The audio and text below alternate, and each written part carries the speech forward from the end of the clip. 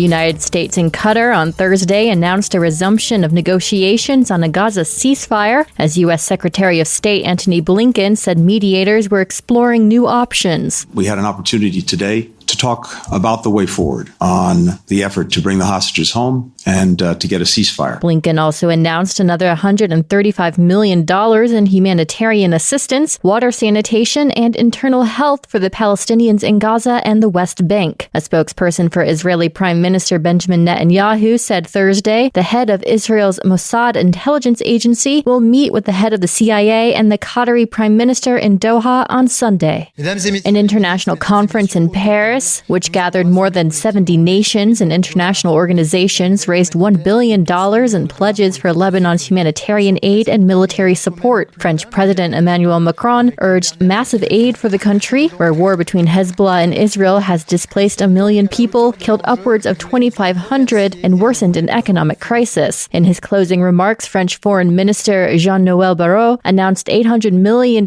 in humanitarian aid and $200 million for security forces. United Nations Chief Antonio Guterres called Thursday for a just peace in Ukraine at a meeting with leaders of the BRICS group of emerging economies hosted by Russian President Vladimir Putin. We need peace in Ukraine, a just peace in line with UN Charter, international law, and General Assembly resolutions. As BRICS winds down, Ukraine's military intelligence says the first North Korean troops trained in Russia were deployed in Russia's Kursk region as of October 23rd. Putin said in a speech at BRICS that the West escalated the conflict by supplying weapons to Ukraine, and Russia is quote-unquote in contact with its North Korean friends. This is VOA News. Turkey struck suspected Kurdish militant targets in Syria and Iraq for a second day after a deadly attack on the premises of a key defense company. Drones belonging to the National Intelligence Organization on Thursday targeted numerous strategic locations used by the Kurdistan Workers' Party, the PKK, or its affiliates. Turkish officials have blamed the attack, which killed at least 5 people at the headquarters of the aerospace and defense company TUSAS, on the PKK. The group hasn't commented. The 2024 Sakharov Prize for Freedom of Thought has been awarded to Maria Corina Machado, leader of the Democratic Forces in Venezuela. The European Parliament on Thursday handed its annual Sakharov Prize for Freedom of Thought to Venezuelan opposition leaders Maria Corina Machado and Edmundo Gonzalez for, quote, representing the people of Venezuela fighting to restore freedom and democracy, unquote. Venezuela held a presidential election in July, with the opposition publishing vote tallies it says show Gonzalez won a resounding victory. But the National Election Board declared incumbent Nicolas Maduro the winner, and Gonzalez, who is wanted by Venezuelan authorities, fled to Spain. Researchers have found that Russia amplified hurricane disinformation to drive Americans apart.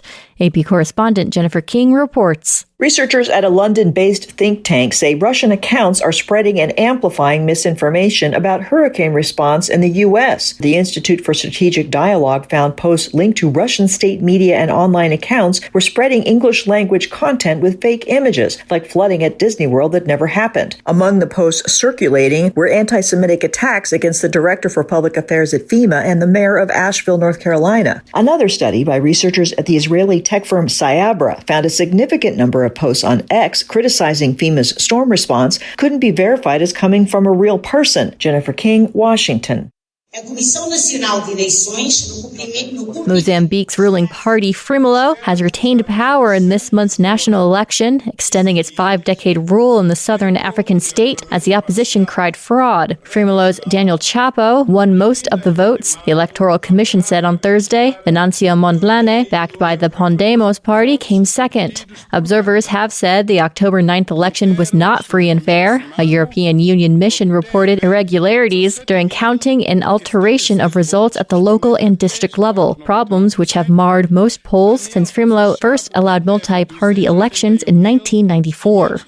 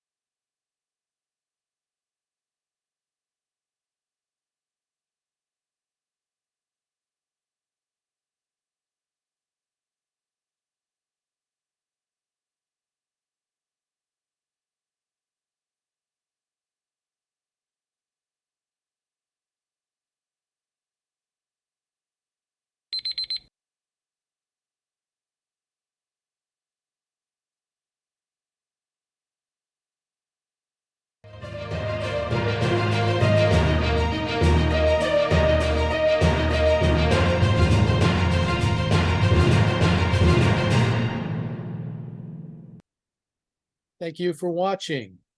Can you do me a favor? Please leave a comment in the comments section below. That would really help. Thank you, and see you again soon.